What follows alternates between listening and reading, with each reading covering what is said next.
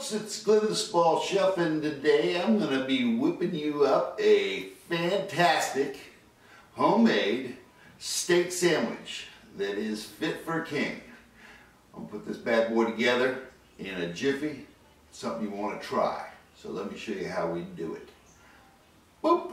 Get this steak sandwich going. We're going to put a little bit of oil in a pan and some sliced red onion that we'll saute off to nice little tenderness. Give these a little stir here, and once they've been completely cooked off, we'll put these aside, and then we're going to take and add in a little bit of butter, and then I've sliced up a bundle of button mushrooms that we're going to saute off here. This would make a great topping for this steak sandwich, so we'll throw those right in there and cook those off till they're nice and tender. There's our sirloin steak. It's a thin slice, as you can see. We're going to just doll this up with a little bit of black pepper, Liberté, of course, and then we'll add garlic powder and simply a little bit of regular table salt. Just to season up this beef, get a nice hot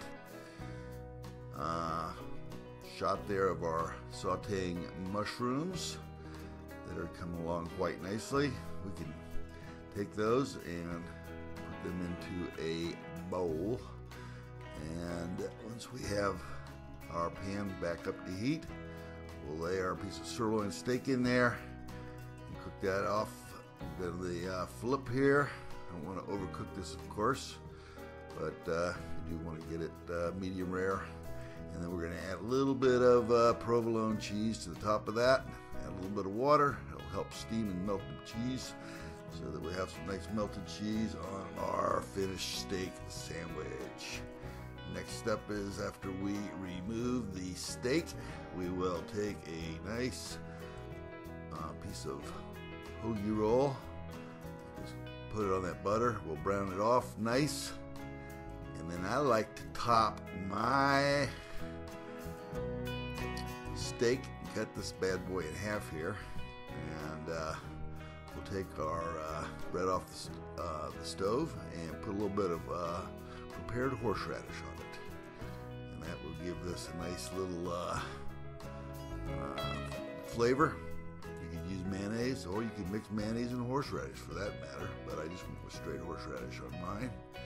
And then I'll double stack up the beef onto my hoagie roll, and we'll just layer these up one after another. It's gonna be good, folks, I tell you. There it is. And then we're going to take and we will put onto this some of our sauteed onions, just like that. And after we have those put up onto the sandwich, we will then put on our mushrooms, baby. Oh yeah, don't go light on the mushroom, but that is going to be cut in half. Folks, it's Glenn the Ball Chef, and I have just completed my delicious homemade steak sandwich. Let's give this bad boy a bite and see how it tastes.